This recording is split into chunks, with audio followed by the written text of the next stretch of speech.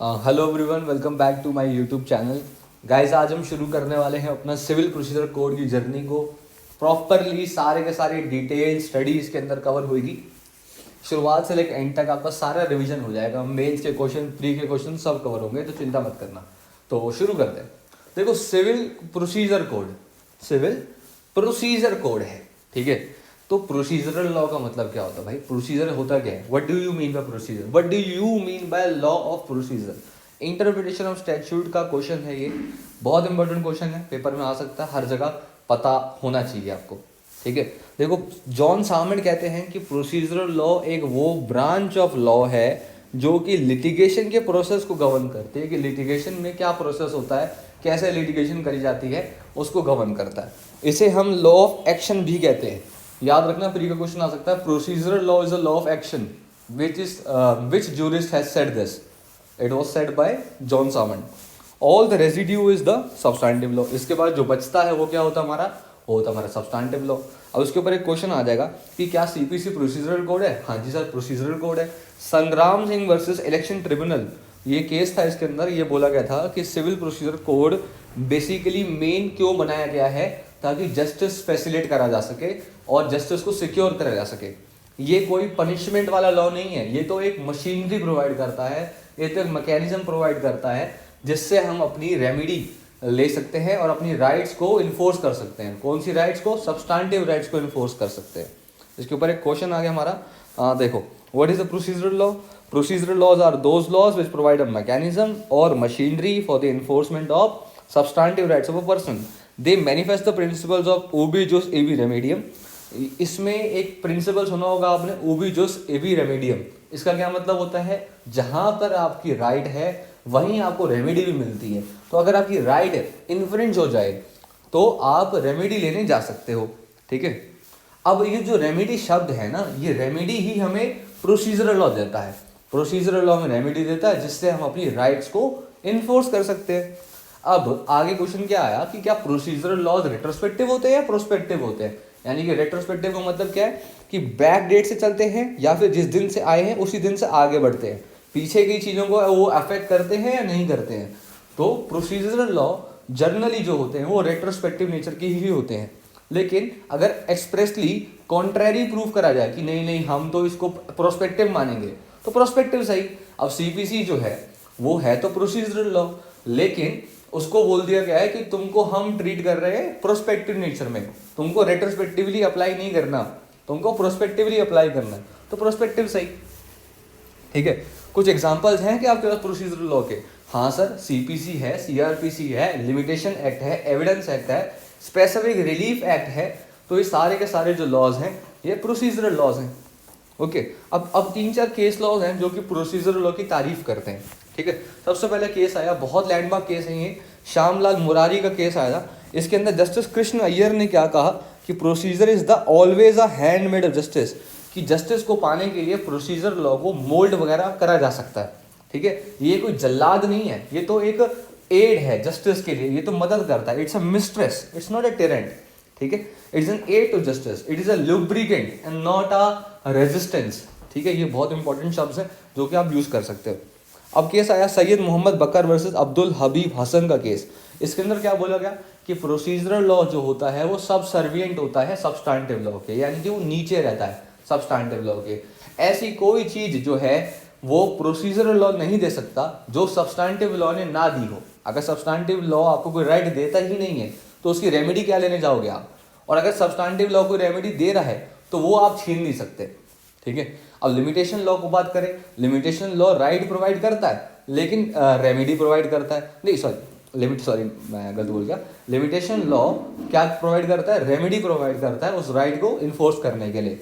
लेकिन अब वो छीनता क्या है आपसे? अगर आप मान लो timely within prescribe period अगर आप सूट फाइल नहीं करते तो वो रेमेडी छीन सकता आपसे, राइट छीन नहीं सकता। तो procedural law can not take anything which the substantive law has given to you. The substantive law has given a right to you. Therefore, the limitation law cannot take away that right. Clear हो गया? अच्छा, संग्राम सिंह का case हमने पढ़ लिया है। यहाँ पे एक बात और थी कि प्रोसीजरल लॉज को ना इलास्टिसिटी के साथ डील करा जाना चाहिए। मतलब अगर कोई टेक्निकल एरर आ भी जाता है उसके अंदर तो हमारा जो प्रोसीजरल लॉ है उसको सेट राइट कर सकता है। सेट असाइड और सेट राइट में फ़र्क होता है। सेट असाइड का मतलब होता है खारिज कर देना, और सेट राइट का मतलब होता है तो उसको ठीक करना, उसको क्योर करना। क्लियर हो गया? अब सीपीसी प्रोसीजरल लॉ है, और अगर कोई भी टेक्निकल एरर्स आएगा उसे हम क्या कहते हैं? उसे हम कहते हैं इररेगुलरिटीज़। इररेगुलरिटीज़ जो है वो सही की जा सकती हैं। कौन करता है उसको? रिविजनल कोड करता है या फिर एपलेट कोड करता है। ठीक है, क्लियर हो गया? चलिए आगे बात करते हैं हम अपना आगे के पॉइंट्स में। देखो, हमारे जो लॉज होते हैं ना, वो दो तरीके के लॉज होते हैं। जो पार्लियामेंट जो लॉ बनाती है वो दो तरीके के बनाती है, या तो लॉ कोडिफाइड होगा या तो लॉ अनकोडिफाइड होगा। अब कोडिफाइड लॉ और अनकोडिफाइड लॉ में क्या फ़र्क होता है? देखो, कोडिफाइड लॉ होते हैं जो किसी अथॉरिटी के द्वारा इनेक्ट करे जाते हैं। कोई भी लेजिस्लेचर, जैसे स्टेट लेजिस्लेचर, पार्लियामेंट के द्वारा किसी भी स्टैच्यूरी इनेक्टमेंट को हम कहते हैं कि ये कोडिफाइड लॉ है। ठीक है, laws made by any competent authority is known as act और स्टैच्यूट। तो जो एक्ट है, जो स्टैच्यूट है, वो सारे क्या हो गए? वो कोडिफाइड लॉ हो गए। अनकोडिफाइड लॉ या तो जजेस के द्वारा लॉ बनाया गया होगा, या फिर जिसके अंदर जुडिशरी के द्वारा कोई लॉ बना गया है जिस पे जो कॉम्पिटेंट अथॉरिटी द्वारा इनेक्टेड नहीं है, उसे हम कहते हैं अनकोडिफाइड लॉ। अनकोडिफाइड लॉ का बेस्ट एग्जांपल क्या है? Law of torts. अब कोडिफाइड लॉ कह लो, अनकोडिफाइड लॉ कह लो, दो चीज़ों के ऊपर होंगे, या तो क्रिमिनल लॉ होगा या सिविल लॉ होगा। तो अब क्वेश्चन आया कि सिविल रॉन्ग और क्रिमिनल रॉन्ग में क्या फ़र्क होता है? देखो, सिविल रॉन्ग के अंदर जो रेमेडी मिलती है ना वो पनिशमेंट, सॉरी, क्रिमिनल रॉन्ग के अंदर जो रेमेडी मिलती है वो होती है पनिशमेंट, और जो सिविल रॉन्ग के अंदर जो रेमेडी मिलती है वो आपको मिलती है कंपनसेशन। ठीक है, क्रिमिनल रॉन्ग के अंदर रेमेडी क्या मिलती है आपको? पनिशमेंट। सिविल रॉन्ग के अंदर रेमेडी क्या मिलती है आपको? कंपनसेशन। क्रिमिनल रॉन्ग जो होता है वो सोसाइटी एट लार्ज को अफेक्ट करता है, और सिविल रॉन्ग जो अफेक्ट करता है वो एक इंडिविजुअल की राइट्स को अफेक्ट करता है। तो individual versus individual civil wrong हो गया। जहां पे सोसाइटी एट लार्ज को अफेक्ट करा जा रहा है, ईविल, इतना बड़ा ईविल है, वो क्या हो गया? क्रिमिनल रॉन्ग हो गया। ठीक है, अब कुछ जो रॉन्ग होते हैं ना, वो क्रिमिनल रॉन्ग ऐसे होते हैं कि इतना अफेक्ट नहीं करते लेकिन फिर भी अफेक्ट करते हैं, तो उसको भी हम क्रिमिनल रॉन्ग का दर्जा दे देते हैं। जो बीच की रेखाओं में होता है ना, एक तो बिल्कुल एक्सट्रीम राइट हो गया, एक एक्सट्रीम लेफ्ट हो गया। ठीक है, तो अब बीच के जो हिस्से में है ना, वो जो थोड़े से मिक्सचर भी हैं, जैसे डेफोमेशन है वो सिविल भी है और क्रिमिनल भी है, ट्रेसपास जो है वो सिविल भी है और क्रिमिनल भी है ना। तो वो चीज़ें थोड़ी सी डिपेंड करती हैं कि ये कौन सा रॉन्ग होगा। लेकिन अब लॉ एक्सप्रेसली कह रहा है कि ये सिविल भी हो सकता है, क्रिमिनल भी हो सकता है, तो जो मर्जी हो सकता है वो। ओके, अच्छा, अब आता है कि जो पता कैसे चलेगा कि किसने क्या करा है, सिविल रॉन्ग करा है या क्रिमिनल रॉन्ग करा है? तो उस रॉन्ग डूअर के कॉन्सिक्वेंसेस को देखेंगे हम। उस रॉन्ग डूअर ने क्या कॉन्सिक्वेंस करा है उसके ऊपर देखेंगे कि क्या उसने सिविल रॉन्ग करा है या उसने क्रिमिनल रॉन्ग करा है। अब जैसे एग्जांपल, ए जो बंदा है वो अगर बी की राइट को इन्फ्रिंज कर दे, तो बताओ किसी की राइट को इन्फ्रिंज करना क्या होगा? कौन सा रॉन्ग होगा? भाई, किसी की राइट इन्फ्रिंज हो रही है, इंडिविजुअल की राइट इन्फ्रिंज हो रही है ना, तो इंडिविजुअल का केस कौन सा डील था? सिविल रॉन्ग से था। तो infringing the right of other is a violation of law which amounts to a legal wrong. अब वो लीगल रॉन्ग सिविल रॉन्ग होगा अगर वो इंडिविजुअल को अफेक्ट कर रहा है, क्रिमिनल होगा अगर उसकी ईविल टेंडेंसी इतनी है कि वो सोसाइटी एट लार्ज को अफेक्ट कर रहा हो। क्लियर हो गया? अच्छा, अब राइट, अब ये बड़ा इंपॉर्टेंट पॉइंट आ जाता है, ये लाइन याद कर लेना, सब्सटैंटिव लॉ के इंट्रोडक्शन के लिए। ठीक है, rights and obligations of the member of a civilised society would be meaningless unless they are determined and enforced. जब तक उसको उन राइट्स एंड ऑब्लिगेशन को डिटरमाइन नहीं करा जाएगा और उनको इन्फोर्स नहीं करा जाएगा, तब तक उन राइट्स एंड ऑब्लिगेशंस का क्या फायदा? उनको क्यों हम करेंगे? तो उन राइट्स को इन्फोर्स करने के लिए और उनको डिटरमाइन करने के लिए लॉ को दो हिस्सों में बांट दिया गया। जो डिटरमाइन करते हैं वो तो हो गए हमारे सब्सटैंटिव लॉ, जो इन्फोर्स करते हैं वो तो हो गए हमारे प्रोसीजरल लॉ। ठीक है, तो सब्सटैंटिव लॉ वो ब्रांच है लॉ की जो डिफाइन करती है और डिटरमाइन करती है राइट्स और liabilities of the parties. Substantive law बताता है कि भैया ये सर्टेन राइट है, ये सर्टेन पर्सन के बीच में एग्जिस्ट करती है, और ये सर्टेन कंडीशंस हैं जिसको हम लायबिलिटी मानेंगे। तो सब्सटैंटिव लॉ बेसिकली डिफाइन करता है उन फैक्ट्स को जो कि एक राइट को कॉन्स्टिट्यूट करते हैं या लायबिलिटी को कॉन्स्टिट्यूट करते हैं। इंडियन पीनल कोड की बात करें, इंडियन पीनल कोड के अंदर सेवरल ऑफेंसेस बता रखे हैं, उनकी ये पनिशमेंट होगी। Indian Contract act, TPA, SRA, trust. अब एसआरए जो है वो सब्सटैंटिव नेचर का नहीं है, ये बात आप याद रखना। एसआरए एक सब्सटैंटिव नेचर का नहीं है, ये एक प्रोसीजरल लॉ है।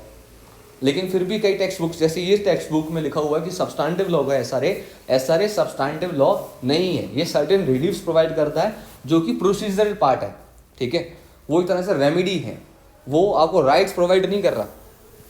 क्लियर हो गया? तो SRA is not a substantive law, TPA is a substantive law, Indian Contract Act is a substantive law, IPC is a substantive law, Indian Succession Act is a substantive law, ठीक है, partnership act, sale of goods act, these are some substantive laws, लेकिन SRA is not a substantive law. Okay, चलो अब बात करते हैं procedural law के बारे में। प्रोसीजरल लॉ एक वो ब्रांच ऑफ लॉ है जो डील करती है प्रोसेस ऑफ लिटिगेशन से, ये तो हमने देख लिया, ठीक है। इसके अंदर बेसिकली रूल्स पता लगते हैं कि कौन कोर्ट में जाएगा, किस मैनर में कोर्ट में जाएगा, क्या प्रोसीजर जो है वो अपनाया जाएगा ताकि कोर्ट जो है डिसीजंस के ऊपर आ सकें। ओके, तो procedural law basically procedure define कर रहा है और ये ओबी जोस इबी रेमेडियम के मैक्सिमम पे बेस्ड है, ये आपको मैंने आंसर बना के दे दिया था। ओके, चलो अब बात करते हैं हम अपना कि एक सेकंड दूसरा क्वेश्चन देख लेते हैं। What is the objective of the civil procedure code, whether CPC applies to whole of India और नॉट, ठीक है। देखो, the aim and objective of the CPC is to facilitate justice and to seek an end to litigation. Litigation खत्म हुए, justice को पा सके parties, justice मिल सके, लिटिगेशन जल्द से जल्द खत्म हो, यही तो ऑब्जेक्टिव होता है एक कोड का, एक सिविल प्रोसीजर कोड का। 1990 से देखो 3 अमेंडमेंट्स आई थी, अभी हम बात करने वाले हैं इसके बारे में। 3 अमेंडमेंट, एक 1976 की, एक 1999 की और एक 2002 की, ये 3 मोस्ट इंपॉर्टेंट अमेंडमेंट्स हैं। ये अमेंडमेंट का ऑब्जेक्टिव था लिटिगेशन को एंड करना, ठीक है, और इन दोनों अमेंडमेंट्स का ऑब्जेक्टिव था speedy disposal of the cases. ये प्री का क्वेश्चन आ जाएगा आपको, तो याद रखना है इसको, ठीक है। And to give a proper mechanism for the enforcement of a person substantive rights, ठीक है। अब क्वेश्चन आया कि क्या सीपीसी जो है वो नागालैंड पे अप्लाई होती है या किस पे अप्लाई होती है, कहाँ अप्लाई होती है। देखो, सीपीसी होल इंडिया पे अप्लाई होती है एक्सेप्ट इन 2 जगहों पे, नागालैंड पे और ट्राइबल एरियाज पे। ट्राइबल एरियाज वो एरियाज थे जो कि पैरा नंबर 20 शेड्यूल नंबर 6 में दे रखे हैं। ये डेट याद करने की कोई ज़रूरत नहीं है आपको, सिंपल इतना ही याद कर लो, बहुत है, ठीक है। अब बेसिकली आपको समझा देता हूँ क्या हुआ था कि असम जो था अहोम किंगडम था, बहुत बड़ा किंगडम था अहोम, उसके अंदर कई सारी टेरिटरीज थी। 21 जनवरी 1972 को ना टेरिटरी सेपरेट हो गई। उसके अंदर क्या त्रिपुरा था, मेघालय था, मिजोरम था और अपना आज का असम था। तो जो टेरिटरी उससे पहले थी ना 21 जनवरी 1972 से, उनको हम आज भी ट्राइबल एरिया कंसिडर करते हैं क्योंकि वो पैरा नंबर 20 शेड्यूल नंबर 6 में बता रखी है, ठीक है। ओके, आगे बात करते हैं। हाउएवर, अगर स्टेट गवर्नमेंट चाहे तो इन एरियाज पर भी सीपीसी अप्लाई कर सकती है। अब सीपीसी अप्लाई करने का मतलब क्या हो गया, letters of the law, letters of the law वो अप्लाई कर सकती है। देखो, लॉ की 2 चीज़ होती है, या तो लेटर्स होते हैं यानी कि जो मेन प्रोविजंस हैं, या फिर स्पिरिट होती है यानी कि उन सिद्धांत, वो जो सिद्धांत जिसके ऊपर वो लॉ बना है। तो नागालैंड वाले लोग ये अप्लाई कर लेते हैं लेकिन ये अप्लाई नहीं करते, लेटर्स को फॉलो नहीं करते। लेकिन स्टेट गवर्नमेंट चाहे तो लेटर्स को भी फॉलो कर सकती है। सिंपल नोटिफिकेशन डालने की ज़रूरत है, एक मेयर एग्जीक्यूटिव ऑर्डर डालने की ज़रूरत है ऑफिशियल गैजेट के अंदर कि भैया ये हम अप्लाई करना चाहते हैं। और तो और वो कैसे भी अप्लाई कर सकते हैं, वो कोई सप्लीमेंटल चेंज कर सकते हैं यानी कि कुछ एडिशन में डाल सकते हैं, इंसिडेंटल चेंज कर सकते हैं यानी कि उसके जैसा कुछ और बना सकते हैं, कॉन्सिक्वेंशियल चेंज कर सकते हैं यानी कि इसका मतलब क्या है कि उसके जो रिजल्ट है ना, उस रिजल्ट को वो चेंज कर सकते हैं, ठीक है। तो वो सब चीज़ें वो कर सकते हैं। अब कोर्ट्स जो है इस एरिया के अंदर जो होते हैं वो स्पिरिट्स ऑफ द कोर्ट से डील करते हैं, ये तो मैंने आपको बता दिया, ठीक है। अच्छा, अब क्वेश्चन आएगा कि भैया ऑब्जेक्टिव्स क्या था इन अमेंडमेंट्स का। ऑब्जेक्टिव मैंने आपको बता दिया था, स्पीडी डिस्पोजल और लिटिगेशन को एंड करना। लेकिन अगर हम ब्रॉडली बताएं, अगर आप आंसर राइटिंग करना चाहते हो तो एक बात ये थी कि भैया हर लिटिगेंट को ना फेयर ट्रायल मिले। ये लॉ कमीशन की रिपोर्ट्स थी, 40th लॉ रिपोर्ट, 54, 55, 23rd, ये कई सारी रिपोर्ट्स आई थी जिसकी वजह से बताया गया था कि ये 3 रिकमेंडेशन तो मेन होनी चाहिए। फेयर ट्रायल मिलना चाहिए, स्पीडी डिस्पोजल होना चाहिए केसेस का, एक्सपेडिशियस कह लो आप या फिर स्पीडी कह लो, एक ही बात है, और टू कॉम्प्लिकेटेड ना हो, सिंप्लीफाइड प्रोसीजर हो। प्रोसीजर मस्ट बी सिंप्लीफाइड और जितना ज़्यादा हो सके ये जो लोग जो पुअर सेक्शन हैं सोसाइटी का, उनके साथ फेयर डील करे, उनके साथ सही रहे। ओके, देखो अब आता है हमारे पास कि कोड की एप्लीकेशन कहाँ कहाँ क्या क्या अप्लाई होता है, बेसिकली क्या क्या स्टेजेस होती है इसके अंदर, आप क्या क्या क्या क्या डील करता है, कैसे कैसे डील करता है। देखो ये प्रोसीजर बताता है कि आपको केस कैसे फाइल करना है, ये पावर्स बताता है कोर्ट की respecting various orders, court fee court stamps कैसे भरी जाएंगी उसके अंदर पता चीज़ें पता लगती है हमें, पार्टीज़ की राइट्स पता लगती हैं, प्लेंटिव की राइट्स क्या है, डिफेंडेंट की राइट्स क्या है हमारी, ठीक है। जुडिक्शन क्या है, पैरामीटर जुडिक्शन क्या है सिविल कोर्ट्स की, कैसे कैसे वो फंक्शन करेंगे, क्या क्या रूल्स वो अप्लाई करेंगे, क्या उनके पास राइट ऑफ अपील है, रिव्यू है, रिव्यू रेफरेंस है, ये सारी बातें हैं। तो इसको आप ना भी पढ़ो कोई फ़र्क नहीं पड़ता, ये तो कुछ ज़रूरी भी नहीं है। अभी तक जो है ना मैंने आपको जितना बताया उसके अंदर सिर्फ एक ही चीज़ थी, प्रोसीजरल लॉ सब्सटैंटिव लॉ के बारे में, codified law uncodified law, legal wrong moral wrong, basic सी जानकारी थी। लेकिन प्रोसीजरल लॉ सब्सटैंटिव लॉ का जो पॉइंट था वो इंपॉर्टेंट था, ठीक है। अब आपको हिस्ट्री बताता हूँ। देखो हिस्ट्री में ना हम बात करते हैं, जो हमारा इंडिया था वो दो हिस्सों में बटा हुआ था, एक तो जो प्रेसिडेंसी टाउन्स थे और जो इनके अलावा वाले एरियाज। प्रेसिडेंसी टाउन्स में ना अंग्रेज लोग राज करते थे। अब अंग्रेज लोग राज करते थे तो उन्होंने अपने रूल्स अपने ऑर्डर्स बना रखे थे, अपना कॉमन लॉ चलाते थे वहाँ पर वो, तो वहाँ पर उन्होंने रेगुलेशंस बना रखी थी, रेगुलेशंस, ठीक है। 1833 से पहले इनको रेगुलेशंस कहते थे, 1833 के एक्ट के बाद इनको हम एक्ट कहने लग गए, इस लॉ को हम एक्ट कहने लग गए, ठीक है। अब प्रेसिडेंसी टाउन्स में अपने रूल्स चल रहे हैं, अपने ऑर्डर्स चल रहे हैं।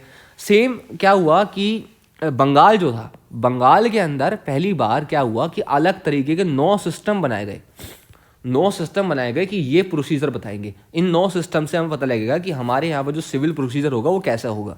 फिर अगर हम बात करें सीरीज वाइज तो 1859 की पहली सीपीसी आई थी, ठीक है। 1859 की जो पहली सीपीसी आई वो डिस्ट्रिक्ट कोर्ट्स पे अप्लाई होती थी, जिसे हम कहते थे मुफस्सिल कोर्ट्स। मुफस्सिल कोर्ट्स पे अप्लाई होती थी, लेकिन जो सुप्रीम कोर्ट्स थे बंगाल में, बॉम्बे में, मद्रास में, वहाँ पर ये अप्लाई नहीं होती थी। और जो सदर दीवानी अदालत था ना, वहाँ पर भी ये अप्लाई नहीं होती थी। फिर क्या हुआ कि 1861 के अंदर ना हाई कोर्ट आया, 1861 के अंदर, जिसकी वजह से जितने भी सुप्रीम कोर्ट थे बंगाल का, बॉम्बे का, मद्रास का, ये अबॉलिश हो गए और सदर दीवानी अदालत भी अबॉलिश हो गई। तो फिर क्या हुआ कि 1859 की जो सीपीसी थी वो सारे हाई कोर्ट्स के ऊपर अप्लाई होने लग गई। फिर उसको बहुत ज़्यादा अमेंड करा गया क्योंकि वो इल ड्रॉन थी, इल अरेंज थी, इनकम्प्लीट थी। 1859 की सीपीसी के बाद हमारी आई 1877 की सीपीसी, इसको भी अमेंडमेंट करा गया, ये भी इनकम्प्लीट थी, इल ड्रॉन थी। फिर इसको भी अमेंड करा गया। 1877 की अमेंडमेंट के बाद 1882 की सीपीसी आई, इसको भी बहुत बार अमेंड करते गए, कम से कम क्वार्टर सेंचुरी मान के चलो हमने अमेंड करा है, ओके। फिर आई लेटेस्ट हमारी जो सीपीसी 1908 की सीपीसी। 1908 की सीपीसी जो है उसको असेंट मिला गवर्नर जनरल का 21 मार्च 1908 को।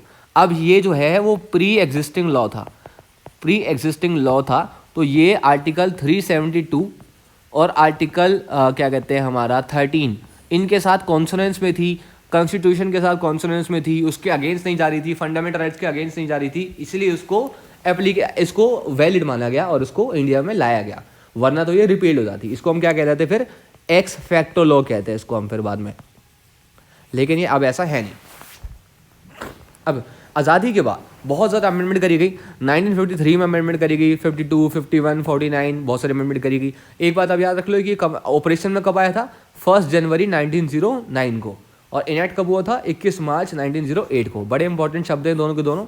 ये आता है प्री के अंदर सबसे ज़्यादा, ये नहीं आता होगा भली, लेकिन ये तो ज़रूर आता है, ओके।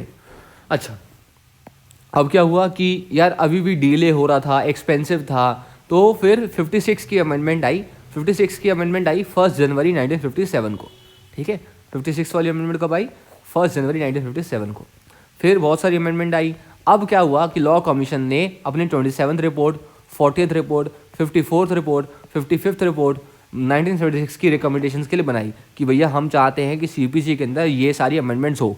तो क्या अमेंडमेंट थी कि भाई लिटिगेंट को फेयर ट्रायल मिले, सिविल सूट जो है जल्द से जल्द डिस्पोज ऑफ हो, प्रोसीजर सिंप्लीफाइड हो, गरीबों के लिए सूटेबल हो। तो ये 3-4 रिकमेंडेशन उन्होंने करी। फिर अगर हम देखें कि सिर्फ 1976 की अमेंडमेंट की बात करें ना, तो वो पूरी तरीके से सफिशिएंट नहीं थी हमारे लिए। हमें आज के डेट पे और ज़्यादा शॉर्ट करना था, अपना प्रोसेस को सिंप्लीफाइड करना था, स्पीडली डिस्पोज ऑफ करना था, ताकि जो है वो क्विकली रेमेडी मिल सके हमें। तो जस्टिस मलिमत कमेटी ने अपनी रिफॉर्म्स बनाई। जस्टिस वलीमत कमेटी ने अपनी रिफॉर्म्स बनाई और रिकमेंडेशन करा कि 1999 की अमेंडमेंट लाई जाए और 2002 की अमेंडमेंट लाई जाए। अब ताजुब की बात यह है कि 1999 की अमेंडमेंट, 2002 की अमेंडमेंट दोनों की दोनों 1 जुलाई 2002 को इन्फोर्स हुई हैं, फोर्स में आई हैं, दोनों की दोनों एक ही डेट पे आई हैं, जुलाई 2002 पे, ठीक है। अच्छा, 1 जुलाई 2002 को। अब एक और बात बता दूं आपको कि इन दोनों अमेंडमेंट्स को ना 2003 के अंदर slam bar advocate Tamil Nadu versus union of India के केस में चैलेंज करा गया। बोला गया कि ये ना कॉन्स्टिट्यूशनली वैलिड नहीं है, ये अल्ट्रा वायर्स हैं। फिर 2005 के अंदर जब केस आया सैलम एडवोकेट का दोबारा से, तो बोला गया कि नहीं नहीं ये तो बिल्कुल वैलिड है, ठीक है। चलो यहाँ तक समझ आ गया। अब क्वेश्चन आया कि क्या सीपीसी हमारा कंप्लीट कोड है कि नहीं, तो ये बात भी इसी केस में बता दी गई कि सीपीसी हमारा कंप्लीट कोड है, ठीक है। अगर एक बार प्रोसीडिंग इनिशिएट हो जाती हैं तो जितनी भी राइट, जितनी भी रेमेडीज़ हैं वो आपको इसी के अंदर मिल जाएंगी, ठीक है। कोई और मैनर अगर आपको है तो आपको देखना ही नहीं है, आपको सिर्फ यहाँ पे सब मिल जाएगा। अगला क्वेश्चन आता है कि क्या जो सीपीसी है वो स्पेशल लॉ को अफेक्ट करता है या नहीं करता। देखो इसके ऊपर हमारा सेक्शन नंबर 4 आता है, special law, local law, special jurisdiction, special procedure. 4 चीज़ें हैं जिस पे अगर कन्फ्लिक्ट हो जाए तब ही ये लॉ प्रिवेल करेंगे। लेकिन अगर लॉ साइलेंट है, जुडिक्शन साइलेंट है, local law, special law silent है, फिर तो कोड अप्लाई करेगा ही करेगा। ये बात आप याद रखना, इंटरव्यू क्वेश्चन आपसे। ओके, अब क्वेश्चन आया कि क्या ये कोड एग्जॉस्टिव है या नहीं। देखो मेंस के लिए आपको पूछे तो कोड जो है जितने मैटर ये खुद डील करता है ना, जितने मैटर से ये खुद डील करता है उन पे तो एग्जॉस्टिव है ये। लेकिन वैसे अगर पूछा जाए जर्नली तो एग्जॉस्टिव नहीं है, क्योंकि हम इसको बाहर जो दूसरे लॉज हैं उन लॉ से भी हम कई सारी चीज़ें उठाते हैं, अपने में डालते हैं, ठीक है। अच्छा, अब सुनो कि अब जैसे कि हमें पता है कि ये जो सीपीसी है वो एग्जॉस्टिव तो नहीं है। लेजिस्लेचर जो है वो जितने भी पॉसिबल सर्कमस्टांसेस थे वो नहीं देख पाया कि कितने सर्कमस्टांसेस हो सकते हैं कि आगे जाके लिटिगेशन में ये भी आ सकता है, वो भी आ सकता है, तो हर चीज़ का प्रोसीजर तो नहीं बना सकते थे वो लोग। तो उन्होंने प्रोसीजर तो नहीं बनाया सबके लिए, तो उन्होंने क्या कहा कि भैया एक काम करो, आप ये कोड को ना आप लिबरली कंस्ट्रू करो, लिबरल इंटरप्रिटेशन करो और इसके अंदर से जस्टिस को दो, ठीक है। तो सेक्शन 151 कहता है कि हर लोअर कोर्ट को मैं पावर दे रहा हूँ, हर लोएस्ट कोर्ट को मैं पावर दे रहा हूँ कि वो ऑर्डर दे जो भी नेसेसरी है जस्टिस को पाने के लिए, और जो कोर्ट के प्रोसेस को अब्यूज़ करने की जो चीज़ होती है उसको प्रिवेंट कर सके। अब सेक्शन 151 की पावर तभी यूज़ होती है जब कोई अथॉरिटी, चाहे लेजिस्लेचर कह लो चाहे कुछ कह लो, वो साइलेंट होती है, तब जाके सेक्शन 151 यूज़ कर सकते हो आप, ठीक है। कोई केस प्रेसिडेंट भी नहीं है, सब कुछ नहीं है, तो 151 है आपके पास। तो इसीलिए जैसे कि हम जानते हैं कि सीपीसी का जो एरिया है उसका गैमूट जो है, गैमूट बहुत वाइड है, इस वजह से हमने हर लोएस्ट कोर्ट को पावर दे रखी है। लेकिन क्रिमिनल कोर्ट में जो पावर दे रखी है इनहेरेंट, वो किसको दे रखी है, हाई कोर्ट को, 482 सीआरपीसी में, ठीक है। ओके, अब कॉन्सोलिडेट का मतलब क्या होता है, एक प्रीम्बल में हमने पढ़ा होगा, that act means consolidate. Consolidate मतलब कलेक्ट करना सारे लॉज को एक पर्टिकुलर सब्जेक्ट के और उसको एक जगह लाकर रख देना, ठीक है। चलिए अब बात करते हैं आगे स्कीम के बारे में। देखो स्कीम जो है हमारी वो 158 सेक्शन है इसके अंदर, 158 सेक्शन है इसके अंदर, 51 ऑर्डर्स हैं इसके अंदर, 1 शेड्यूल है इसके अंदर, ठीक है। अब 50 देखो इसके बारे में आपको मैं हल्का सा बता दूं,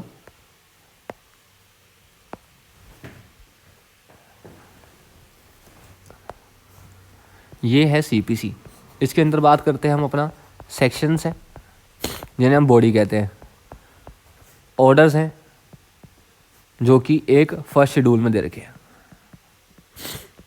उसके अंदर क्या है, रूल्स हैं, 51 ऑर्डर्स हैं हमारे पास, 158 सेक्शंस हैं। अब सुनना, गौर से सुनना, सेक्शंस का मेन काम क्या है और ऑर्डर्स का मेन काम क्या है। सेक्शंस बेसिकली आपको प्रिंसिपल प्रोवाइड करते हैं, इसके ऊपर मैं अभी मेंस का क्वेश्चन लेके आने वाला हूँ 2 मिनट में। सेक्शन जो है प्रिंसिपल प्रोवाइड करते हैं और रूल्स क्या प्रोवाइड करते हैं, मीन्स उन प्रिंसिपल्स को अप्लाई करने का। मेन डिफरेंस क्या है, अब क्यों अलग अलग कर दिया गया, ऑर्डर को अलग क्यों कर दिया गया, सेक्शन को अलग अलग क्यों कर दिया गया। देखो बेसिकली क्या होता है, जो ऑर्डर्स है ना ये प्रोसीजरल पार्ट है और हर हाई कोर्ट अपने अकॉर्डिंग चेंज कर सकता है उसको, अपनी अपनी लोकेलिटीज़ को सूट करने के लिए, ठीक है। तो अगर मान लो अगर हम इसको इसके अंदर डाल देते तो ये सेक्शन जो थे ना वो सिर्फ पार्लियामेंट अमेंड कर सकता था। अगर पार्लियामेंट अमेंड करता तो सबको यूनिफॉर्मली अप्लाई करता वो, तो कोई भी स्टेट अपने अकॉर्डिंग चेंज नहीं कर सकती थी, ठीक है। तो इस वजह से ईज करने के लिए सब चीज़ों को आसान बनाने के लिए हमने ऑर्डर्स को अलग कर दिया, सेक्शंस को अलग कर दिया। वरना अगर सिर्फ पार्लियामेंट का ही कंट्रोल होता, सेंट्रलाइज होता, तो सेक्शन में डाल देते सीधा के सीधा। इसीलिए हम कहते हैं कि सीपीसी जो है वो कंकरेंट लिस्ट के अंदर है और उस पर स्टेट और पार्लियामेंट दोनों अपना लॉ बना सकती है।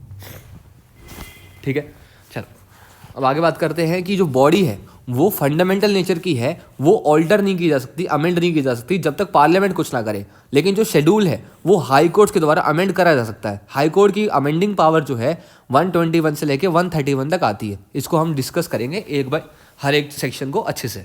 ठीक है, बॉडी जो है कोड की और जो रूल्स है उनको एक साथ पढ़ा जाता है। अगर कोई इनकन्सिस्टेंसी आ जाए, मान लो क्लैश आ जाए बॉडी के बीच में और रूल्स के बीच में, तो सेक्शंस प्रिवेल करेंगे, बॉडी प्रिवेल करेगी रूल्स के ऊपर। ठीक है, तो बॉडी जीतेगी, रूल्स को हम फॉलो नहीं करेंगे तब। क्लियर हो गया? ओके, अब आता है हमारा अगला क्वेश्चन। ये हमने देख लिया, इनहेरेंट पावर वाला क्वेश्चन देख लिया सारा का सारा। अब सेक्शन और ऑर्डर में फ़र्क देख लो। ये सब्सटैंटिव नेचर का होता है सेक्शन, और ऑर्डर जो है प्रोसीजरल एस्पेक्ट से डील करता है। ये प्रिंसिपल्स बताता है जुडिक्शन के, और ये बताता है मैनर जिसकी बेसिस पे वो प्रिंसिपल जो है एक्सरसाइज किए जा सकते हैं। बॉडी सिर्फ पार्लियामेंट अमेंड कर सकता है, रूल जो हाई कोर्ट अमेंड कर सकता है। सेक्शंस और रूल्स को एक साथ पढ़ा जाना चाहिए ताकि एक साथ उसको हार्मोनियसली कंस्ट्रू करा जा सके। और रूल्स अगर इनकन्सिस्टेंट हो जाते हैं सेक्शन से, तो सेक्शंस हमारे प्रिवेल करते हैं। ठीक है, अब एक क्वेश्चन आया कि हाँ जी, तो अब बात करते हैं अपना बर्ड आई ओवरव्यू के बारे में ना, कि क्या क्या डिफरेंट स्टेजेस होते हैं सिविल कोड की। देखो सिंपल सी बात है यहाँ पर कि मैं मान लो मेरे साथ ना कोई इंसिडेंट हुआ जिससे एक कॉज ऑफ एक्शन अराइज हुआ, यानी कि अब मेरी क्या है, मेरी एक राइट थी वो इन्फ्रिंज हो गई, अब मुझे रेमेडी चाहिए। अब रेमेडी चाहिए तो मैं क्या करूंगा, मैं एक ना डॉक्यूमेंट में अपनी सारी बातें लिख दूंगा कि मेरे साथ ऐसा ऐसा हुआ है, वैसा वैसा हुआ है। उस डॉक्यूमेंट को क्या कहेंगे हम, उस डॉक्यूमेंट को कहेंगे प्लेंट। उस प्लेंट को आपको एक ऑफिसर के आगे पेश करना होता है जो कि उस प्लेंट को लेने के लिए ऑथराइज होता है, प्रॉपर ऑफिसर होता है। तो आप कोर्ट में जाते हो, ऑफिसर के आगे प्लेंट जमा करा देते हो। अब प्लेंट देखते हैं कि सारी रिक्वायरमेंट्स पूरी हो रखी है। प्लेंट बहुत ही फॉर्मल नेचर का होता है, फॉर्मल डॉक्यूमेंट होती है वो। ठीक है, उसके अकॉर्डिंग वो देखते हैं कि सारी रिक्वायरमेंट्स पूरी हो रखी है, तो फिर वो प्रोसेस इशू करते हैं। प्रोसेस इशू करने का मतलब क्या है कि वो डिफेंडेंट को सम्मन भेजते हैं कि भैया डिफेंडेंट तुम्हारे खिलाफ ये प्लेंट आया है, तो तुम आओ अपना डिफेंस दो। ठीक है, तो फिर वो डिफेंस देने के लिए जैसे हमने अपनी बातें लिखी वो अपनी बातें लिखेगा, तो उसको हम कहते हैं रिटन स्टेटमेंट। रिटन स्टेटमेंट हो गई। अब दोनों को बुलाया कोर्ट ने, उन दोनों का एग्जामिनेशन करा कि भैया मेन मुद्दा क्या है, बताओ क्या डिस्प्यूट हुआ तुम्हारा। तो डिस्प्यूट जानने के लिए एग्जामिनेशन करा उनका। एग्जामिनेशन करने के बाद पता लगा कि ये इश्यूज हैं, 4 मेन इशू बने हैं जिसके ऊपर उन्होंने मामला देखना है। तो फ्रेमिंग ऑफ इश्यूज हो गई। फ्रेमिंग ऑफ इशू होने के बाद उन इश्यूज पे डिटर्मिनेशन करा, आर्ग्यूमेंट्स करी, एविडेंस लाए गए। इश्यूज को फ्रेम करने के बाद नतीजा आया। नतीजा मतलब जजमेंट प्रोनाउंस करी गई। जजमेंट प्रोनाउंस करने के बाद उसके ऊपर एक मेन चीज आती है, वो होती है डिक्री, कि भैया कुल मिलाकर ये राइट्स मिलेंगी प्लेंटिव को या ये राइट्स मिलेंगी डिफेंडेंट को। जिस बंदे के हाथ में डिक्री आती है उसे कहते हैं डिक्री होल्डर, और जिसके अगेंस्ट डिक्री आती है उसे कहते हैं जजमेंट डेटर। अभी पढ़ने वाले हम आगे जाकर। ठीक है, तो उसके बाद क्या हुआ, डिग्री आने के बाद लास्ट में उसको डिग्री को इन्फोर्स करने के लिए, डिग्री तो एक कागज का टुकड़ा है, उसको इन्फोर्स करने के लिए हम करते हैं एग्जीक्यूशन उस डिग्री का। ठीक है, तो आज का टॉपिक आपका जो है बेसिक क्रक्स, जो इंट्रोडक्शन टू सीपीसी है, वो कवर होता है। आशा करता हूँ आपको ये लेक्चर अच्छा लगा होगा। अपने व्यूज रखिएगा और thank you and have a nice day, और प्लीज सब्सक्राइब कर देना।